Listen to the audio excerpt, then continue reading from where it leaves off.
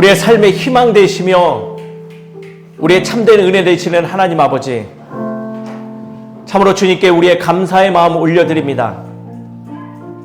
세상 속에 그 무게에 짓눌려 어두워질 수밖에 없고, 그리고 부정적인 것이 내 삶을 애워쌀 수밖에 없는 그 상황 속에서도 주의 선한 능력으로 새 길을 걸어가게 하시며, 하루하루 우리가 나가는 길에 참으로 주님의 그 복된, 주님의 참으로 은혜스러운 요소들을 발견할 수 있도록 능력 주심을 주님께 감사를 드립니다.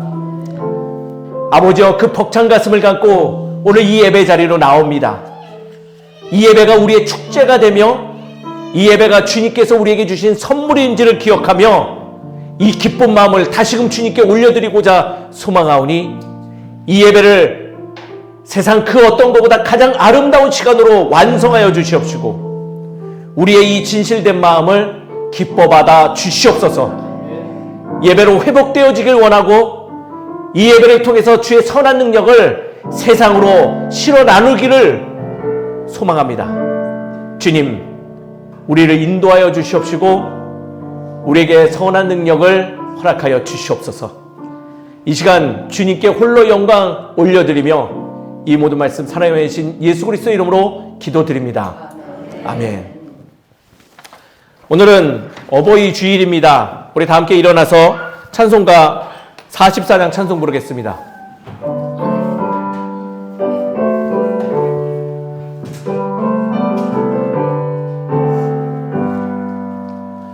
지난 일의 동안에 예수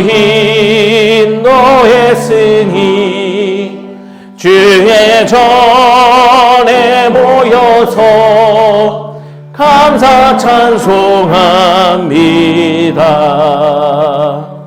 가장 복된 이날을 하늘한 식표로다.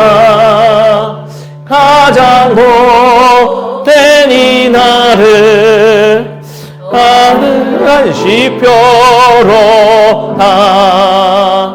주의 공로 힘입어 은혜 주신 빛때에 화목하게 하시고 죄를 벗겨 주소서. 세상 걱정 버리고 은혜 받게 하소서. 세상 걱정 버리고 은혜 받게 하소서. 하나님의 이름은 찬송하러 왔으니 모임 중에 계시고 영광 나타내소서. 기쁜 하늘 잔치에 참여하게 하소서. 기쁜 하늘 잔치에 참여하게 하소서. 주의 기쁜 복음을 모두 듣게 하시고 주의 은혜 베풀어 위로하여 주소서. 주님 오실 때까지 날 지키리로다. 주님 오실 때까지 이 날 지키리로다.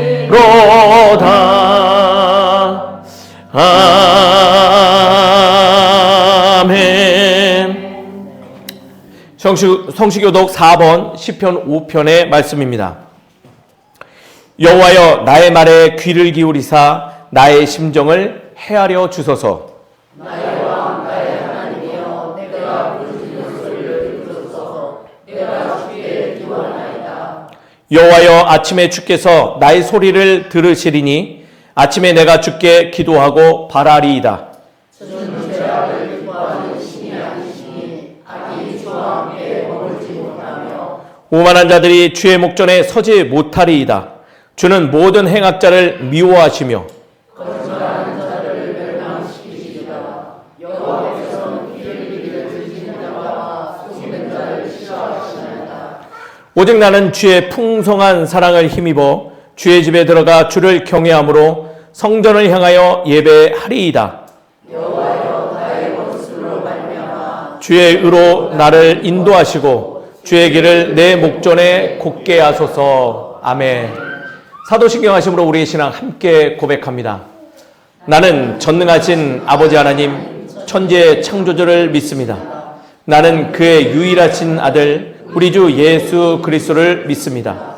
그는 성령으로 잉태되어 동정녀 마리아에게서 나시고 본디오 빌라도에게 고난을 받아 십자가에 못 박혀 죽으시고 장사된 지 사흘 만에 죽은 자 가운데서 다시 살아나셨으며 하늘에 오르셔 전능하신 아버지 하나님 우편에 앉아 계시다가 거기로부터 살아있는 자와 죽은 자를 심판하러 오십니다.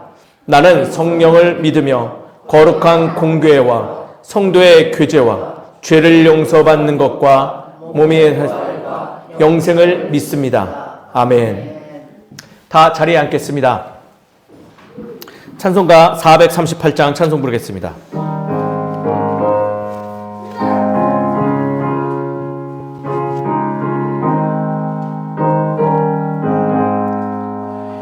내 영혼이 은총 입어 중한 죄지 헛거니 슬픔 많은 이 세상도 천국으로 와도다. 할렐루야 찬양하세.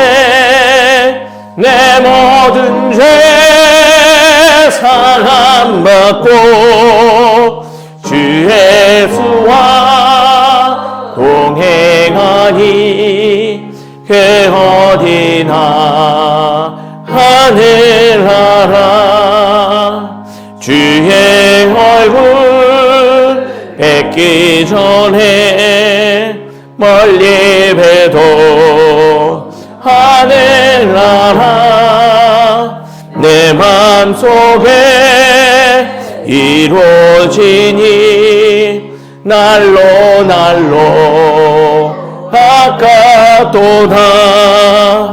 할렐루야 찬양하세. 내 모든 죄 사함받고 주 예수와 동행하니 그 어디나 하늘나라. 높은 산이 거친 들이 조막이나 궁궐이나 내 주 예수 모신 곳이 그 어디나 하늘나라. 할렐루야 찬양하세. 내 모든 죄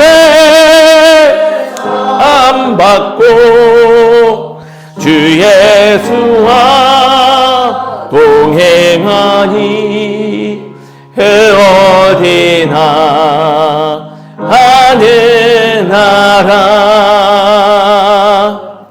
아멘. 기도하시겠습니다. 공의와 정의 되시는 하나님 아버지, 이 시간 주님께 먼저 우리의 공의의 마음, 정의의 마음 올려드립니다. 주님, 우리의 삶 속에서 말씀으로 기준을 세워주시고 또 그 말씀을 따라 살아감으로 세상의 질서가 아닌 하나님 나라의 질서로서 우리의 삶에 주의 영역을 확장하게 하시며 무엇보다도 그 확장된 자리에서 주의 선하심과 주의 공의로움과 정의를 발견하게 하심을 주님께 감사의 마음 올려드립니다. 그러나 주님, 우리는 여전히 연약합니다. 우리는 여전히 주의 마음을 다 알지 못하기에 삶 속에서 여전히 좌로우로 흔들려지고 여전히 보이지 않는 그 터널 속에서 방황하고 눈물을 흘릴 때가 많이 있음을 주님 고백합니다. 우리의 지혜 없음을 회개하오니 주님 용서하시고 우리를 불쌍히 여겨 주시옵소서. 주님, 주께서 우리와 동행하심을 기억하기에 오늘도 소망을 가지고 주님께 간구합니다. 나는 비록 연약할지언정 주께서 나와 동행하시면 참으로 쉴만한 물가와 기쁨의 삶을 소유할 줄 믿사오니 주님, 우리의 개인의 삶 속에 주의 은혜를 허락하여 주시옵소서.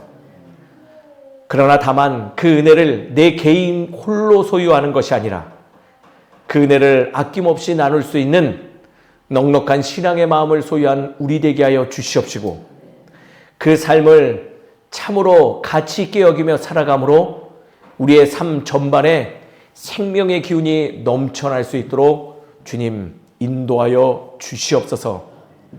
어찌 믿는 자가 믿지 않는 자들보다 상식에서 벗어나고 어찌하여 생명력 없게 살아갈 수 있겠습니까? 주님, 도리어 우리는 주의 자녀이오니 누군가가 우리를 보면 그 무너져갔던 삶이 일어나게 하여 주시옵시고 우리로 말미암아 주의 나라가 밝히 보이게 하시며 우리가 가는 곳곳마다 주의 사랑이 흘러갈 수 있도록 우리를 복의 근원 삼아 주시옵소서. 언제나 주의 약속의 땅에 거하는 우리 되게 하여 주시옵시고 내게 맡겨진 이 삶 속에서 주의 영상을 밝히 드러내며 살아가는 신앙의 공동체가 되도록 허락하여 주시옵소서.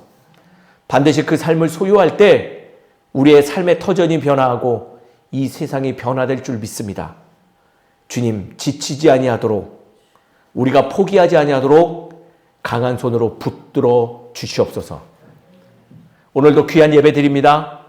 주님, 함께 드려야 할 이들이, 예배를 함께 드려야 할 사람들이 참으로 부족하기에 애타는 마음으로 절절히 주님께 요청합니다. 그들이 어디 있던지 우리와 함께 이 시간 함께 예배 드리도록 인도하여 주시옵소서. 그리고 동일한 은혜를 허락하여 주시옵소서. 모든 것을 주님께서 인도하시고 더하실 줄 믿사옵고 살아야만 하신 예수 그리스도 이름으로 기도드립니다. 아멘. 오늘 저희가 함께 나누실 하나님의 말씀은 창세기 23장입니다. 창세기 23장 1절에서 20절까지 말씀으로 안내해 나갔는데요. 봉독하는 말씀은 4절과 16절에서 20절 말씀을 봉독하도록 하겠습니다. 4절과 16절에서 20절 말씀을 봉독하겠습니다. 비록 예배 나눔을 위해서 이렇게 봉독하오나 꼭 집에 가서 복귀하실 때는 1절부터 20절까지 깊게 읽으시면 좋을 것 같습니다. 아시겠죠? 자, 그러면 오늘도 요청드리겠습니다. 오늘 예배를 돕고자 봉독해 주실 분은 자리에서 일어나 주시면 좋을 것 같습니다. 오늘은 두 분을 요청드리도록 하겠습니다. 4절을 먼저 일어나신 분은 4절을 봉독해 주시고요. 한 분 더 요청드리겠습니다. 왜 서로를 바라보시는지요? 땅을 바라봐도 김영희 집사님 일어나 주십시오. 정성부 집사님이 4절을 큰 소리로 봉독해 주시고 김명희 집사님이 16절에서 20절까지 봉독해 주시겠습니다. 하나님의 말씀입니다. 경청하십시오. 나는 당신들 중에 나그네여 거루하는 자이니 당신들 중에서 내게 매장할 소유지를 주어 내가 나의 죽은 자를 내 앞에서 내어다가 장사하게 하시오. 아브라함이 에브론의 말을 따라 에브론이 헷 족속이 듣는 데서 말한 대로 상인이 통용하는 은 400세겔을 따라 에브론에게 주었더니 마므레 앞 막벨라에 있는 에브론의 밭, 곧 그 밭과 거기에 속한 굴과 그 밭과 그 주위에 불린 모든 나무가 성문에 들어온 모든 헷 족속이 보는 데서 아브라함의 소유로 확정된지라. 그 후에 아브라함이 그 아내 사라를 가나안 땅 마므레 앞 막벨라 밭 굴에 장사하였더라. 마므레는 곧 헤브론이라. 이와 같이 그 밭과 거기에 속한 굴이 헷 족속으로부터 아브라함이 매장할 소유지로 확정되었더라. 아멘. 말씀을 위해서 기도하겠습니다. 말씀을 통하여 말씀하시는 하나님, 오늘 주신 말씀이 우리의 연약함을 이겨내는 뜨거운 능력 되게 도와주시옵소서. 전한 자의 모습 가리워 주시고 말씀에 담긴 주의 마음을 발견하는 복된 시간 되길 소망하오니 인도하여 주시옵소서. 모든 것을 주님께서 허락하실 수 있사옵고 예수 그리스도 이름으로 기도드립니다. 아멘. 옆에 있는 분들하고 인사 나누겠습니다. 이렇게 인사 나누시죠. 당신은 나의 복이 됩니다. 라고 서로 인사하겠습니다. 서로 인사하겠습니다.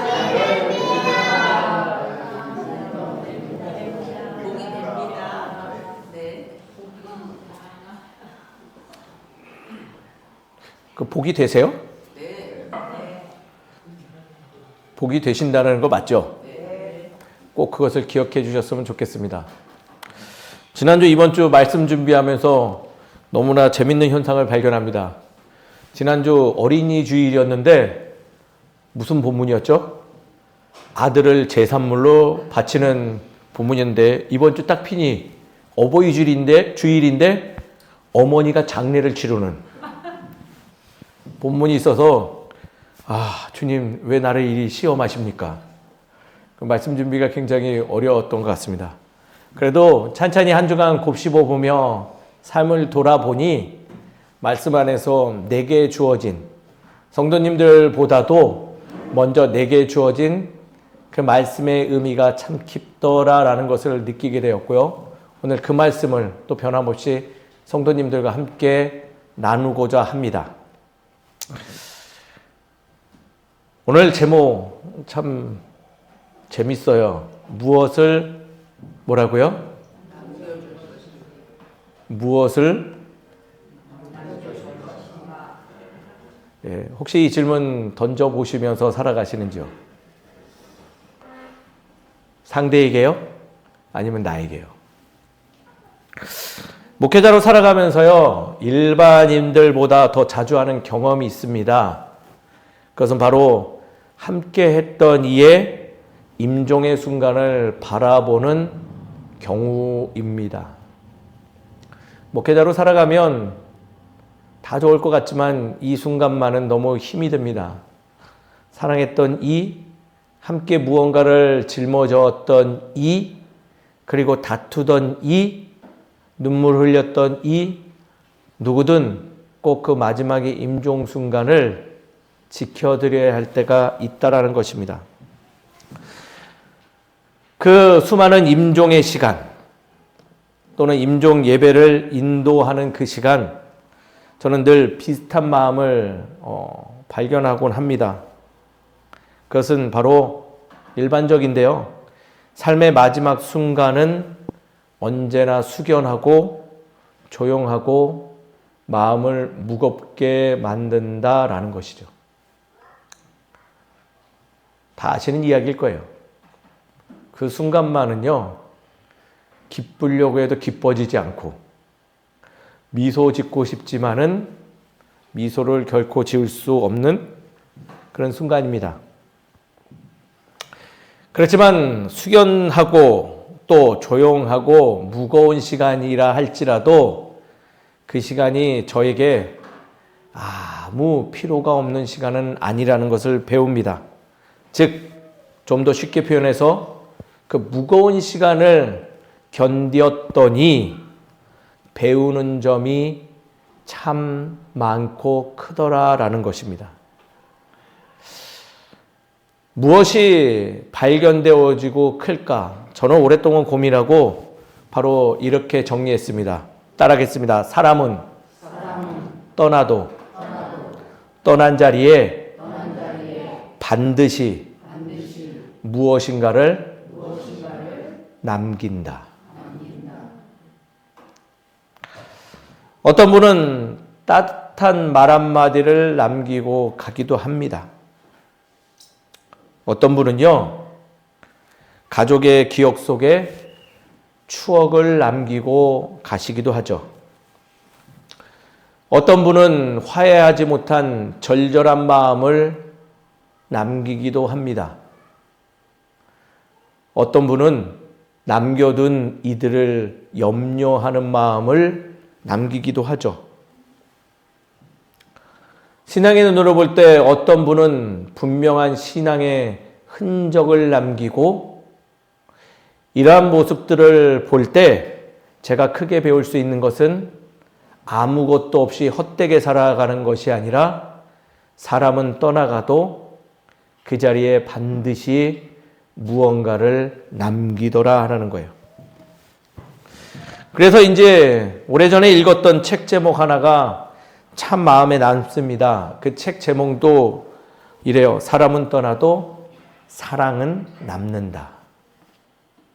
한번 기회가 되면 이 책 한번 읽어보시면 좋을 것 같아요. 생각해보니 모든 죽음은요, 끝난 것 같지만, 어떤 이별은 그날로 모든 것이 종료된 것 같지만 무엇인가를 남긴다라는 일반적 상식의 이야기입니다. 그래서 언제부턴가 이별의 자리가 발생하면 저는 습관적으로 저 자신에게 이러한 질문을 합니다. 그렇다면 지금 이 순간 사람은 떠나갔어도 내게 남겨진 것은 무엇인가? 그리고 나는 이 자리에 무엇을 남겨야 한다라는 거예요. 창세기 23장은 단순한 장래의 이야기가 결코 아닙니다. 내 아내가, 내 어머니가 죽었기에 좋은 곳을 찾아서 그곳에 묻자라는 이야기가 아니라, 오늘의 말씀은요, 이별을 통해 믿음의 사람은 마지막까지 무엇을 남겼는지를 살펴야 됨이 신앙의 삶에서 매우 중요한 일이며, 신앙의 삶이 아니다 할지라도 우리의 인생의 여정 속에 중요한 요소가 됨을 말씀은 오늘 말씀으로 우리에게 이야기하고 있는 거예요.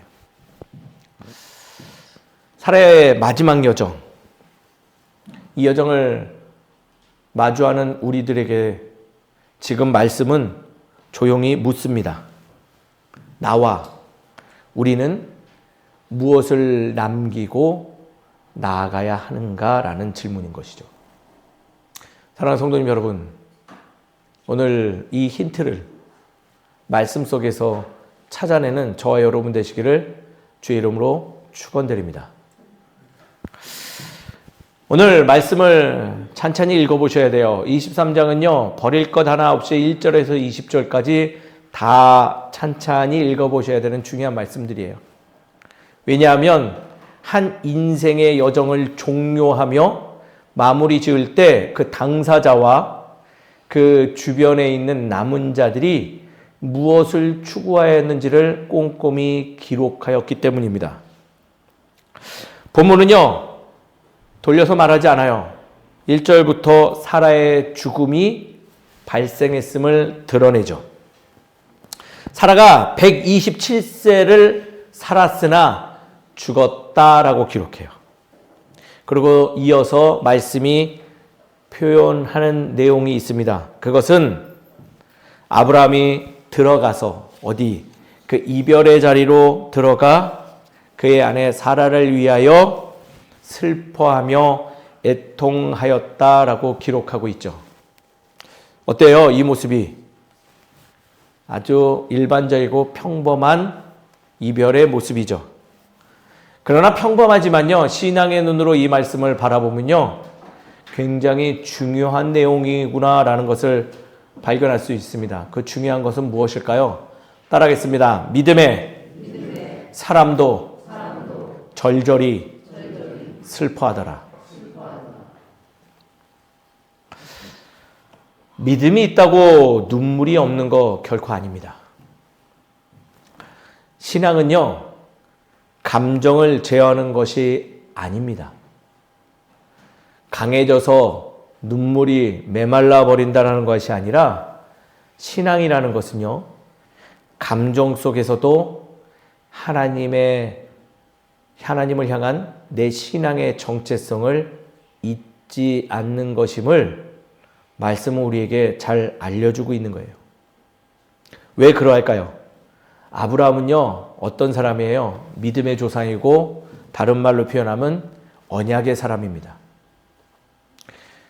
그러나 지금 이 순간 그러한 믿음이 깊고 넓은 아브라함도요, 누구를 잃었어요? 사랑하는 아내를 잃은 남편이기도 합니다. 그래서 그는 눈물을 흘릴 수밖에 없고 그 마음을 애도하며 애통할 수밖에 없는 거죠. 믿음은 결코 눈물을 없애지 않습니다. 도리어 그 눈물 중에서도 하나님께서 나와 함께 하심을 발견하게 하는 중요한 요소됨을 이 평범한 글 속에서 우리에게 알려주고 있는 것입니다. 사랑하는 성도 여러분, 신앙생활을 하다가 눈물을 흘리신다고 부끄러워하지 마십시오. 부끄러운 것은 그 슬픔에 매몰되어 주와 나와 동행함을 망각하는 것이 부끄러운 일이지, 슬픔을 표현하시되 그 가운데서 나와 함께 하시는 주를 기억하는 저와 여러분 되시기를 주의 이름으로 축원드립니다. 그것이 바로 믿음입니다. 계속되어져서 단순히 이것에 끝나지 않습니다. 무덤의 이야기가 되게 중요해요. 본문에서 가장 중요하게 등장하는 장면은 무엇이라고 생각합니까? 1절에서 20절에서 아주 평범하게 보이는데 중요한 요소가 있어요. 슬픔에 빠진 그 아브라함이 뭐 했다고 기록하고 있을까요? 그 아내 사라를 장례하고자 무엇을 구했을까요? 매장지를 구했다라는 거예요. 정확한 명사는 막벨라 굴이라는 것이죠. 이 부분이 이 23장의 중요한 요소예요. 막벨라 굴을 구입하는 이야기가 핵심이라는 거죠. 왜 그럴까요? 이건 저의 주장이 아니에요. 23장 전반적으로 가장 많이 기록하고 상세하게 기록한 것은 바로 그 굴을 뭐 하는 거예요? 어떤 굴인지를 기록하고 있는데 많은 부분을 할애했다라는 거예요. 누구의 땅인지, 이 굴이 지금 어디에 위치하고 있는지, 또 아브라함이 얼마를 주고 샀는지, 그리고 사람들 앞에서 이 굴을 사고자 어떻게 거래했는지를 기록하고 있다는 거예요. 재밌지 않으세요? 창세기 22장까지요. 그런 내용은 찾아볼 수도 없어요. 이 이후에 말씀을 찾아보더라도요, 굴 하나 구입하는데 말씀이 이렇게 상세하게 기록하지 않아요. 근데 왜 이렇게 자세히 기록했을까요? 말씀의 의도가 있기 때문에 이 글을 저자는 남겼던 것이죠. 이 굴을 구입한 것은 단순한 부동산 계획이 아니기 때문입니다. 이것은요, 이 구입하는 것 자체만으로 믿음의 선언이며 바로 신앙의 선택이었음을 우리에게 소개하고자 자세하게 기록하고 있다는 거예요. 왜 그럴까요? 생각해보면 굉장히 재밌는 내용이 담겨 있기 때문이에요. 이거 발견하신 분은 제가 오늘 지난주 좀 재정부에서 남았나요? 그 상품권? 제 사비를 들여서 상품권을 3장을 드리도록 하겠습니다. 맞춰보시죠. 뭘까요? 이주영. 뭐가 이상한 내용일까요? 유산이지 뭐. 네? 유산.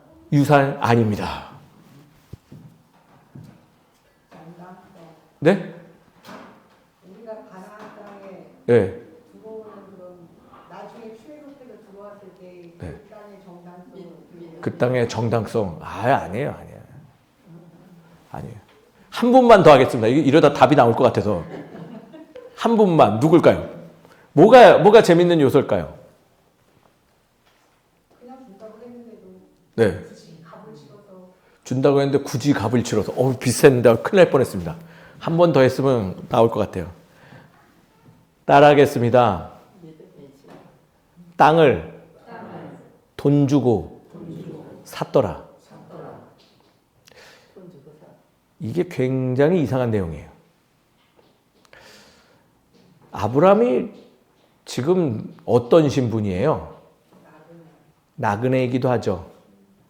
근데 22장까지 기록되어 있는 재밌는 내용들이 있어요. 그가 다니는 곳마다 그의 소유로 만들었던 인물이에요.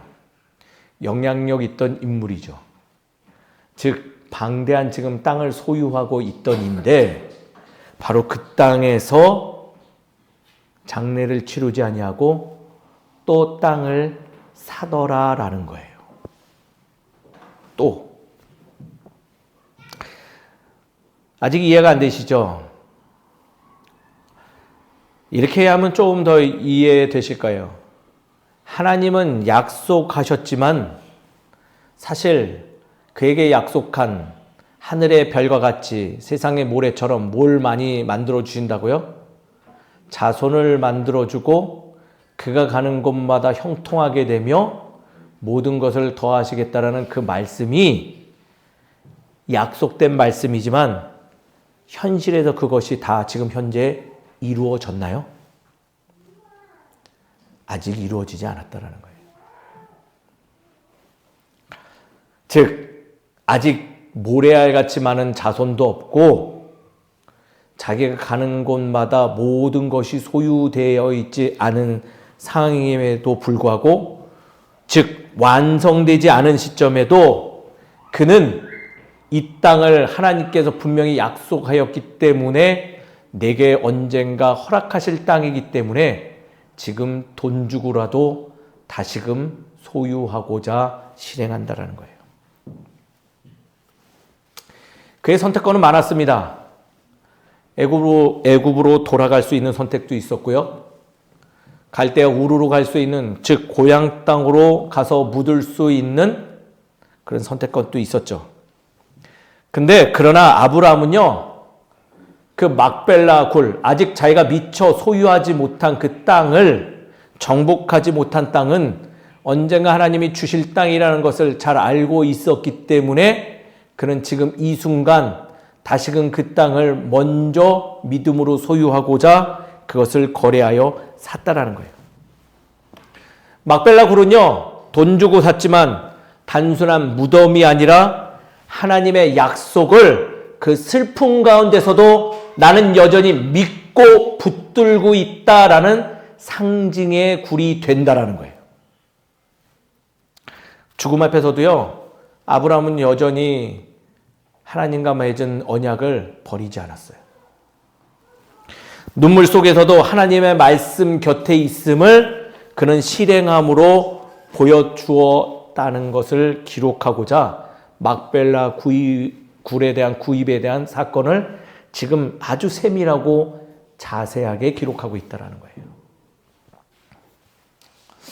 놀라운 것은요, 이렇게 구입한 이 땅은요, 후에 어떤 땅이 되는 줄 아세요? 헤브론이라는 지명으로 바뀌고요. 헤브론에서 안수받은 유명한 왕이 있죠. 바로 다윗 왕이 탄생합니다. 막벨라 굴은 이 이후에 아브라함, 이삭, 리브가, 야곱, 레아 모두가 묻히는 믿음의 자리이며 마지막 안식처가 되고요. 이것은 단순한 가족의 묘가 아니라 국가의 왕이 결단하는 자리가 되며 하나님 나라의 중심점이 되는 굉장히 중요한 땅으로서 그 땅에 대한 구입 출처를 기록하며 말씀을 의도적으로 우리에게 이야기하기를 하나님은 약속을 분명히 이루시는 분이고 그것을 굳건히 믿었던 아브라함은 가장 슬픈 시점에도 그 말씀 곁에 남아서 그 그 귀한 마음을 남기더라라고 기록하고 있는 거예요. 사람은요, 떠나도 믿음은 남습니다. 생각해보면 우리가 진짜 남기는 것은 우리가 소유하고 있는 어떤 것이 아니라 내가 나아가고 있는 방향의 흔적을 남긴다라는 거죠. 사실은 그게 더 중요해요. 아브라함은 이 굴을 구입하고 사라는 죽음으로써 그 부부가 나아가고 있는 믿음의 길을 지금을 살아가는 우리에게도 지금 보여주고 있는 거예요. 단순히 장례 치르는 오늘 본문 말씀은 그러기에 우리에게 이러한 질문을 던집니다. 당신은 어떤 삶을 살았습니까? 무엇을 지금 이 순간 붙잡고 가십니까? 무엇을 믿었고 앞으로 무엇을 남기고자 하십니까? 라는 것을 말씀은 우리에게 의도적으로 묻게 된다라는 것이에요. 사랑하는 성도님 여러분,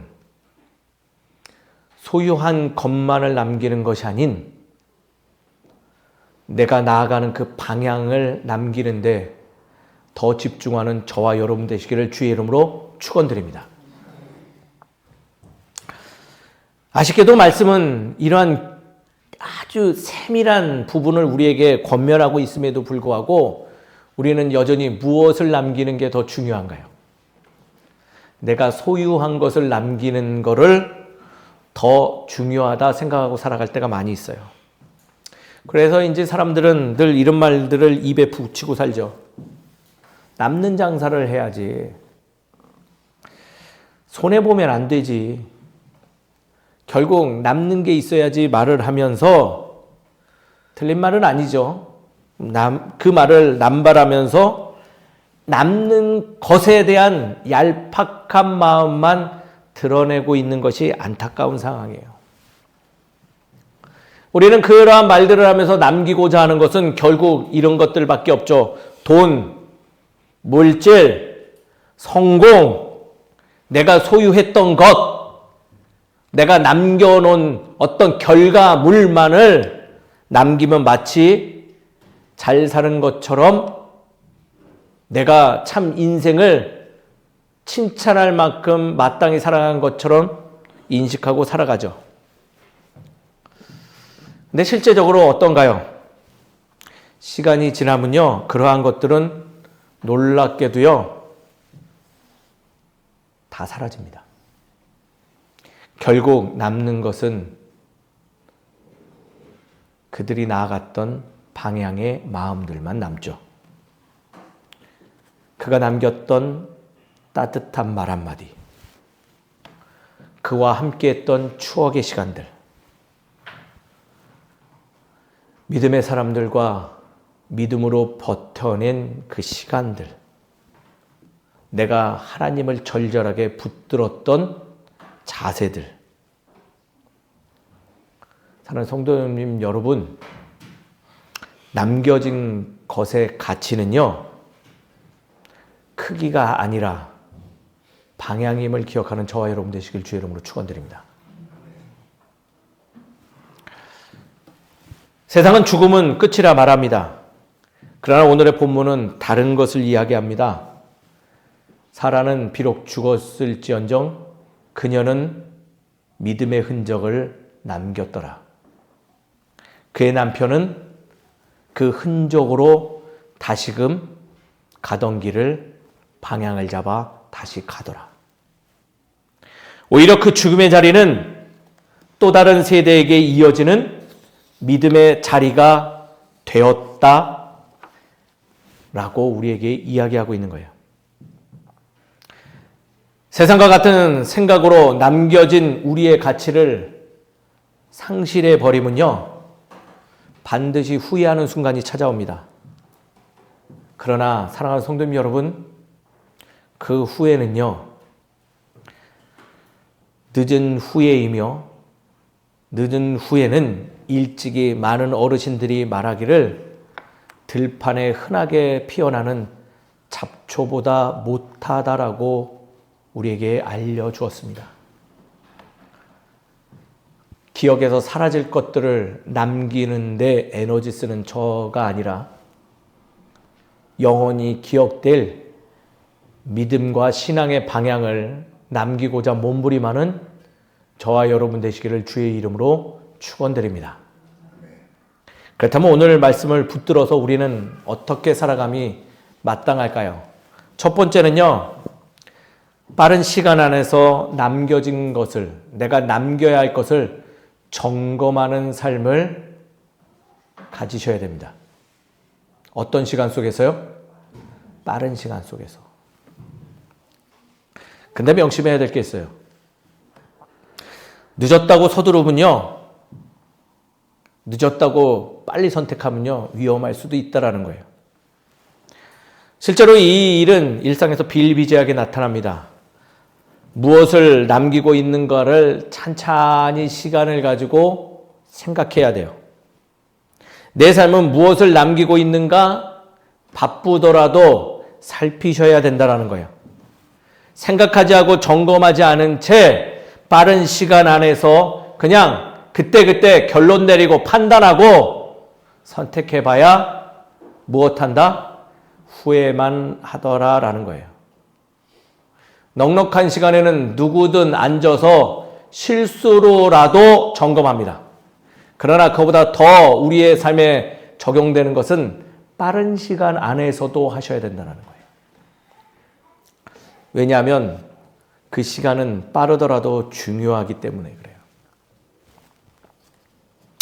저도 반백살 살아보니 깨달아지는 게 있습니다. 세월이 야속하게도 빠르다는 거예요. 그리고 한 해 한 해 나이를 먹어갈수록, 이건 뭐 저보다 더 연배의 분들은 더 잘 아실 거예요.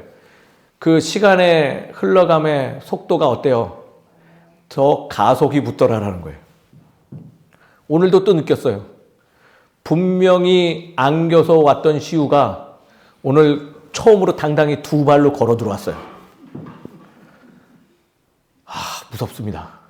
어느 날 시우가 벌떡 일어나, 목사님 뭐 하시는 거예요? 그러면 이제 저도 주님 만날 날이 얼마 남지 않았다라는 거죠. 분명 주일 예배 마치고 이제 좀 쉬어야지 했는데 눈 떠보니 또 주일이에요. 오늘은 쉬어야 되는데 눈 떠보니 어느 순간 말씀 준비하고 있어요. 나의 부모님이 머리가 희끗희끗해졌다고 뭐라고 했는데 어느 날 거울을 보니 누가? 바로 저도 머리가 휘어져 버렸어요. 허구한 날 이것이 언제 자라서 사람이나 될까 했던 두 아들들이 언제부턴가 사람이 되고 있는 것을 발견하고 있습니다. 속절없이 빠르죠. 사랑하는 성도님 여러분, 그러나 그 시간 속에 우리가 무엇을 해야 된다고요? 내가 나아가고 있는 방향을 점검하는데 익숙해져야 된다는 거예요. 그 굴레 속에서 말씀으로 스스로 점검하지 않으면요, 세월의 유속에 매몰되어집니다. 그리고 잃어버린 것을 안타까워하며 후회하고 살아갈 수도 있어요. 무엇을 내가 남기고자 하는지, 내가 그것을 위해서 어느 방향으로 가고 있는지 가장 갈급한 시간에 꼭 멈춰서라도 점검하는 저와 여러분 되시기를 주의 이름으로 축원드립니다. 두 번째는요, 바쁜 시간 속에라면 이번에는요, 따라하겠습니다. 눈물 속에서도 말씀 곁을 지키자. 애통하고 아파하며 절로 눈물이 흐를 수밖에 없는 그 순간에도요, 우리는 어느 자리를 지켜야 된다고요? 말씀의 자리를 지키자라는 거예요. 아브라함 슬펐지만요, 약속의 땅을 떠나지 않습니다.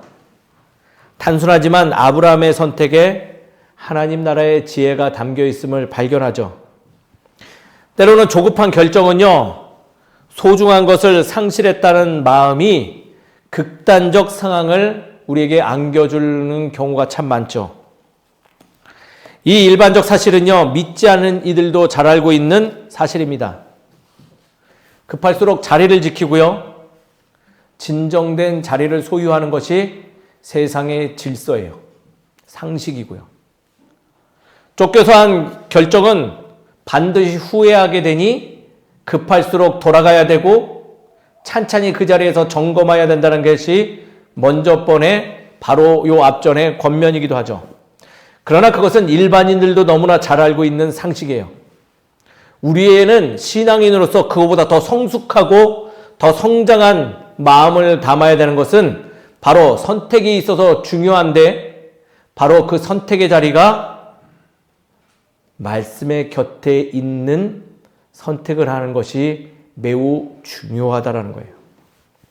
왜 그럴까요? 기준점이 없고 금방 사라질 헛된 것을 찾아서 그 곁을 지켜봐야 내 삶의 요동침은 줄어들지 않기 때문이라는 거예요. 은혜의 곁에 비통한 쓰고 애통한 순간 우리를 자꾸 좌우로 흔들려 갈 때 우리에게 필요한 것은 바로 그 흔들림 속에서도 멈추게 하는 우리의 기준점이 있어야 된다는 거예요. 근데 그 중심점, 기준점이 헛되이 사라질 것, 누군가의 손에 의해서 희석될 것을 붙들면 희석되는 순간 우리는 완전히 붕괴되어 버린다는 것이죠. 그래서 말씀은 권면합니다. 아브라함을 통해서 우리에게 알려주는 거예요. 애통한 순간 영원히 변하지 않고 사라지지 않을 하나님 말씀 곁을 붙드는 것이 내 삶의 방향성을 지키는 데 도움이 된다라는 것이죠. 사랑하는 성도 여러분, 애통한 일 잦으세요? 힘든 일 많으세요? 가장 중요한 판단은 그럴 때일수록 흔들리지 않는 주의 말씀 곁에서 살아가는 저와 여러분 되시기를 주의 이름으로 축원드립니다. 그러면요, 생명의 위협이 와도, 원치 않는 일이 나를 찾아와도, 정말 눈물 흘릴 수밖에 없는 순간이 와도 우리는 흔들림 없는 삶을 살아갈 줄 믿습니다. 그리고 온전한 것을 다른 이들에게 남길 수 있게 된다는 거예요. 이 지혜를 꼭 마음에 새기는 저와 여러분 되시기를 주의 이름으로 축원드립니다. 마지막 세 번째입니다. 말씀의 제목이죠. 다음 세대들에게 믿음의 자리를 남기라라는 거예요.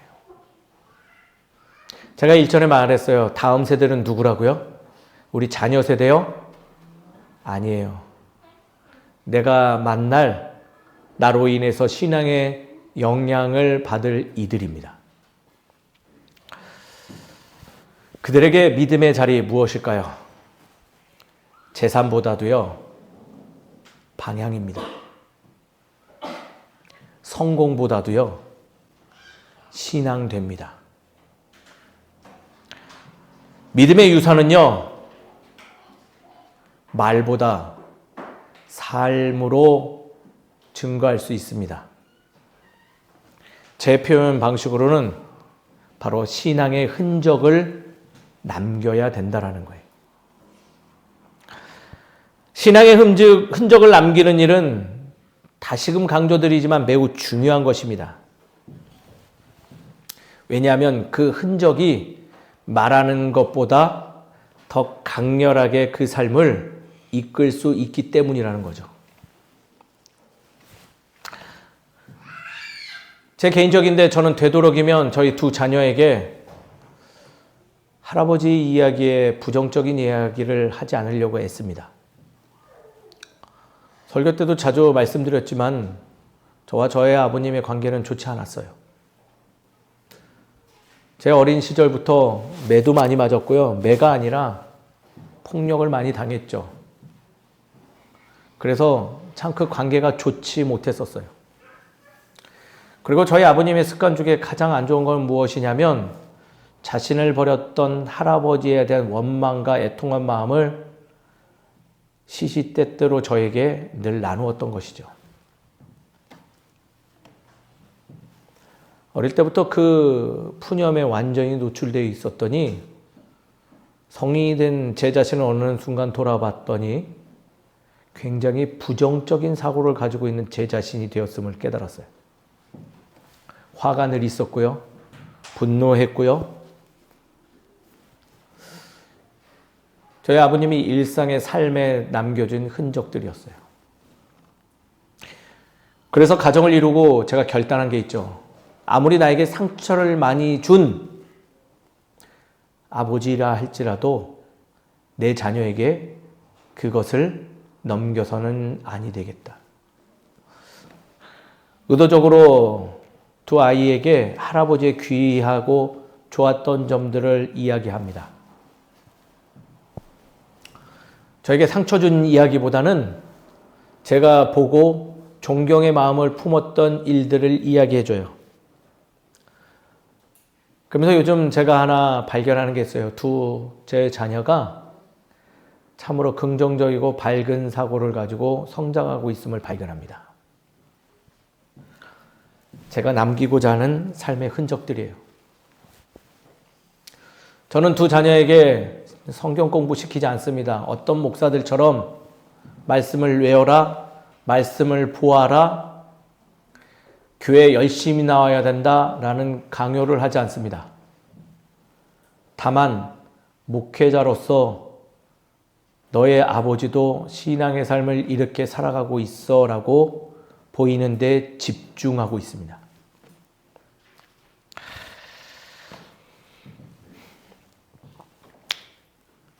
이는 결코 부모와 자녀 사이에만 나누는 그러한 나눔이 아니라고 생각되어져요.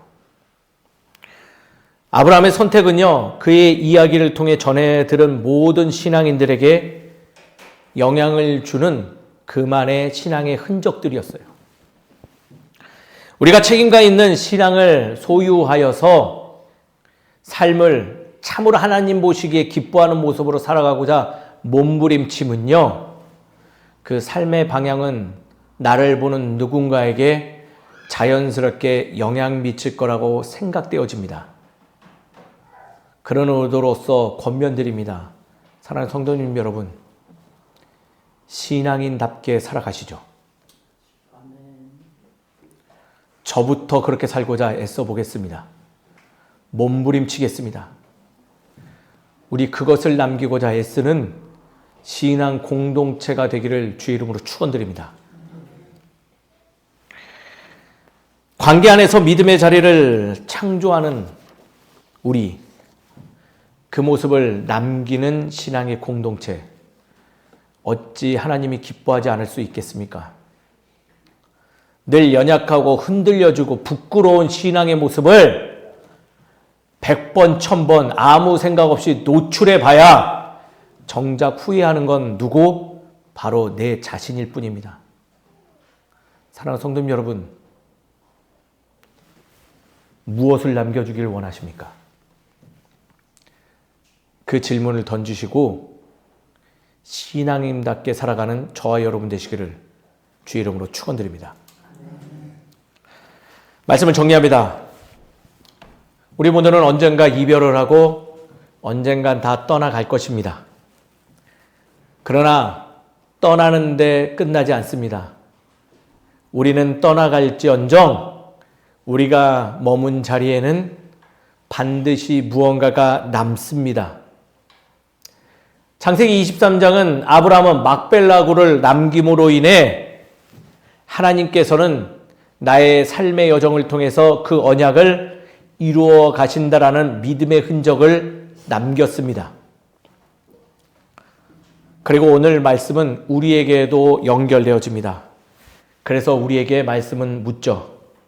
당신은 무엇을 남기고자 하십니까? 돈입니까? 물질입니까? 성공입니까? 아니면 믿음의 방향성이십니까? 사람은 떠나가도 반드시 믿음의 방향은 남습니다. 그 믿음의 방향은 나는 사라질지언정 늘 나의 자리에 남아 누군가에게 영향 미칩니다. 부디 우리의 삶 속에서 그것을 기억하며 말씀 곁을 지키고 애통한 순간에서도 잘못된 선택이 아닌 하나님이 원하시는 선택을 하며 다음 세대에게 영향 미치는 참으로 아름다운 신앙인의 삶을 소유하는 우리 모두가 되기를 간절히 소망합니다. 기도하겠습니다. 신실하신 하나님, 우리의 인생이 잠시 머무는 나그네의 삶임을 기억하게 하옵소서. 세상의 것만 남기려 몸부림하는 내가 되지 않게 하시고 믿음의 흔적과 신앙의 유산을 남기는 삶을 소유하도록 인도하여 주시옵소서. 눈물의 시간 속에서도 말씀 곁을 떠나지 않게 하시고 내 삶에서 만나는 다음 세대가 하나님을 발견할 수 있는 믿음의 자리가 되도록 나를 사용하여 주시옵소서. 우리의 삶이 지나간 자리마다 하나님의 사랑과 믿음의 흔적들이 남기를 소망하오니 주님 허락하여 주시옵시고 그것을 위하여 예배드리는 우리에게 하늘의 은혜를 내려 주시옵소서. 오늘도 그것을 기억하며 귀한 예물을 준비하며 주님께 드렸습니다. 주님, 이 예물이 사용되어지는 곳곳마다 우리의 형상이 아닌 그리스도의 향기가 뿜어져 나게 하여 주시옵시고 그 예물을 준비한 손길이에 하나님의 귀하신 은혜가 더해져서 그 삶이 더욱더 주의 풍성한 은혜를 누릴 수 있는 복된 삶이 되도록 인도하여 주시옵소서. 우리의 삶에 생명을 허락하여 주시옵시고 생명력 있는 삶으로 주의 선하신 능력을 나눌 수 있는 축복의 통로가 되고자 하오니 주님, 우리 한 사람 한 사람을 귀한 통로로 사용하여 주시옵소서. 이 모든 것을 주께서 이루실 줄 믿사옵고 살해만하신 예수 그리스도 이름으로 기도드립니다. 아멘. 다 자리에 일어나서 예수 신경 외치고 축도함으로써 모든 예배를 마치도록 하겠습니다. 다 함께 예수 신경 외치겠습니다. 이스라엘아 들으라. 주곧 우리 하나님은 유일한 주시라. 내 마음을 다하고 목숨을 다하고 뜻을 다하고 힘을 다하여 주 너의 하나님을 사랑하라. 그리고 내 이웃을 내 자신과 같이 사랑하라. 이보다 더 큰 계명이 없느니라. 아멘. 축도하겠습니다. 지금은 우리 주 예수 그리스도의 은혜와 하나님의 무한하신 사랑과 성령님의 감화감동 역사하시고 인도하심이 이제는 우리의 삶 가운데서 삶을 통하여 믿음의 흔적, 신앙의 흔적을 남기겠다 결단하는 이 자리에 있는 모든 성도들 머리 위에 가정과 직장과 삶의 터전 위에 이제로부터 영까지 함께해 주시기를 간절히 축원하옵나이다. 아멘.